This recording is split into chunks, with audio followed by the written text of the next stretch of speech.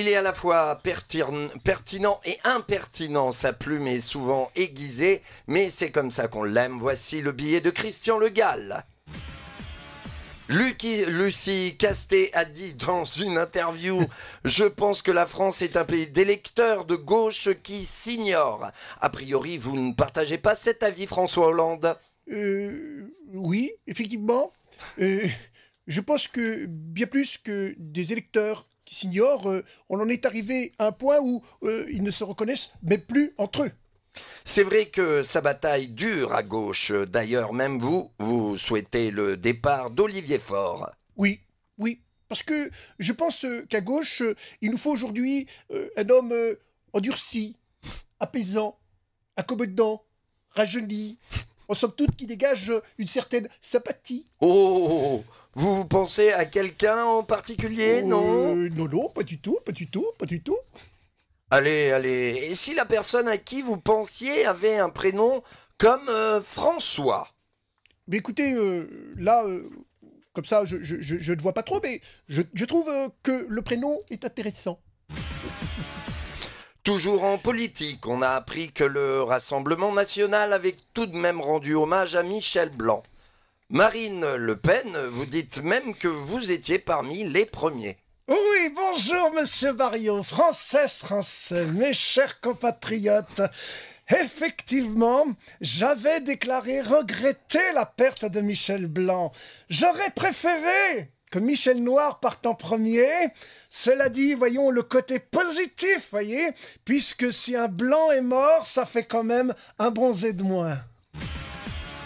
Restons encore un peu sur l'actualité du Rassemblement national avec vous, Jean-Michel Apathy, et la sortie du premier livre de Jordan Bardella. Oui, effectivement, mais l'histoire ne nous dit pas si pour écrire ce livre, il a fait appel à un nègre. Il paraît même que c'est sa nounou Marine qui aurait écrit la préface. Alors le titre de son livre est ce que je recherche? Oui. Et alors, peut-être qu'avec l'affaire en cours, il cherche toujours l'adresse du Parlement européen ou tout simplement la merde. Ou peut-être même les deux. Pensez-vous que son livre serait intéressant à lire?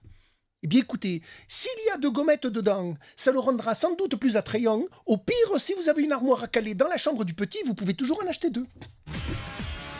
Passons à présent à l'actualité sportive et cette annonce incroyable à laquelle il faudra s'habituer. Rafael Nadal prend sa retraite. Philippe Candeloro, vous disiez qu'une grande page du tennis vient de se tourner. Ouais, il faut reconnaître que un Roland Garros sans Nadal, c'est un peu comme une Coupe du Monde sans Brésil, comme un slip sans élastique, ou comme une finale de la Ligue des Champions sans le PSG. Hein. Ah non, pardon, ça c'est normal. C'est vrai que c'était un joueur hors norme, il a quand même gagné 14 fois Roland Garros. Ouais, et puis on peut même dire que finalement, la seule chose que Nadal ait perdu à Roland Garros en 14 ans, c'est ses cheveux. Hein.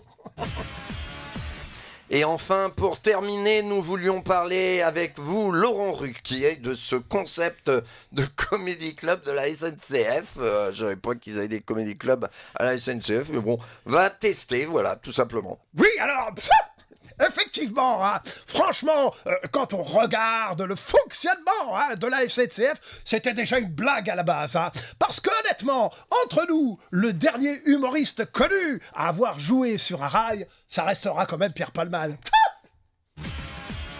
Merci Christian Le Gall. Merci beaucoup, Sébastien Barriot. Merci.